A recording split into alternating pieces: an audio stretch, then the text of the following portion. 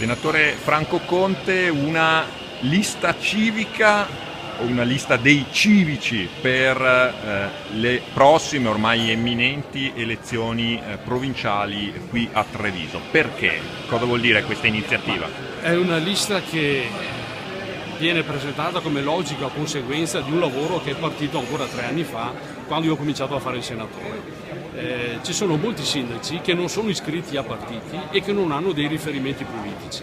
Avendo fatto l'amministratore, io so benissimo che è necessario per gli amministratori poter avere degli interlocutori proprio per poter seguire anche le loro pratiche dei comuni. Io mi sono messo a disposizione, l'ho fatto proprio con la mia esperienza di ex amministratore, ho visto che il gruppo è cresciuto nell'arco del tempo, ci sono sindaci, ci sono assessori, ci sono anche consiglieri di minoranza che molto spesso sono gli amministratori che più difficilmente riescono a svolgere il loro lavoro perché magari i loro sindaci non mettono a disposizione neanche il minimo delle documentazioni e delle carte che sono necessarie. Quindi ho cercato di guidare appunto questo processo e alla fine sono stati loro che hanno chiesto di essere rappresentati, di poter presentare una lista.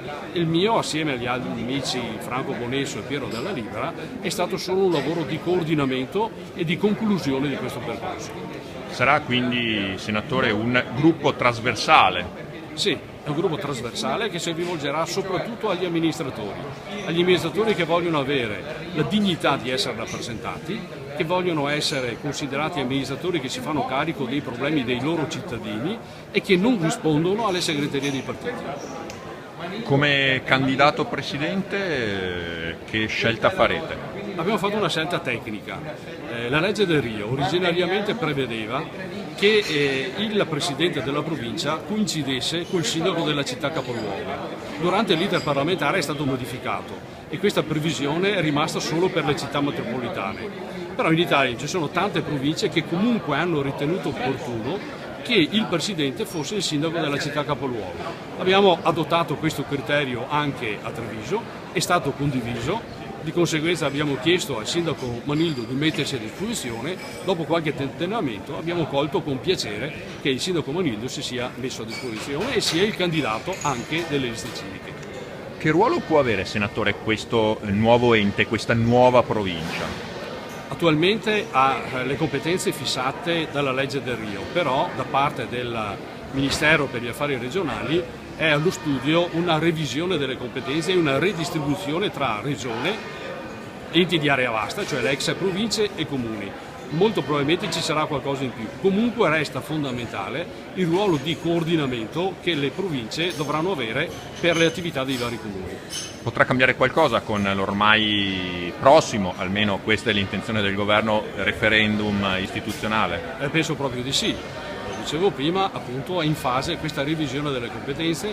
Io ritengo, anche perché avendo fatto l'amministratore provinciale per tanti anni so benissimo qual è la capacità di incidere sul territorio, ecco, io ritengo che sia necessario che le province tornino ad avere delle maggiori competenze. A chi dice, Senatore, che però così appunto sarà un ente, come dire, scollegato dalla cittadinanza, non c'è più quell'elezione democratica che c'era in passato, cosa si può rispondere? In effetti c'è un difetto di democrazia. È lo stesso difetto di democrazia che ci sarà anche se andrà in porto l'attuale riforma costituzionale con l'elezione del Senato di secondo livello. Purtroppo dovremo lavorarci. Io ritengo che piuttosto che non aver fatto nessuna riforma sia preferibile aver fatto qualche riforma magari non perfetta. La si potrà sempre migliorare. Effettivamente riscontro che c'è questo difetto di democrazia, per cui io ritengo che sarebbe stato opportuno che i consiglieri provinciali fossero ancora eletti dai loro cittadini. Cambiando argomento, Senatore Conte, si parla con relative immancabili polemiche di una tendopoli a Resana per ospitare richiedenti asilo, approfittando anche del fatto che il comune al momento è commissariato e gestito da un commissario prefettizio. Ma mi sento di tranquillizzare, l'area è molto piccola. Non è possibile realizzare una tendopoli per alloggiare 500 persone, 1000 persone, ho visto scritto da qualche parte, assolutamente no. Sono 800 metri quadri. In 800 metri quadri credo che al massimo sarà pensabile poter allestire tende per 20 persone. Comunque io chiederò al prefetto, l'ho già fatto per la verità, chiederò al prefetto che sia una struttura che viene realizzata solo se c'è assolutamente bisogno e solo se c'è la garanzia che venga fatta per un periodo limitato di tempo, perché non è pensabile che delle persone vengano messe ad alloggiare sotto le tende durante la stagione invernale, che a Resana è particolarmente fredda e piovosa. La gestione di queste persone rimane comunque un problema. Indubbiamente sì, però ritengo che noi dobbiamo preoccuparci come amministratori, come enti locali, di quella che è la situazione attuale di emergenza. La vera soluzione appartiene alla politica, appartiene non solo all'Italia, appartiene all'Europa. Queste persone devono essere aiutate nei loro paesi e soprattutto cercando di fare delle iniziative che portino nei loro paesi la tranquillità, laddove ci sono delle tensioni, dove ci sono delle guerre civili in corso, e soprattutto che porti nei paesi loro la possibilità di svilupparsi da un punto di vista economico. Grazie senatore Franco Conte. Grazie a lei.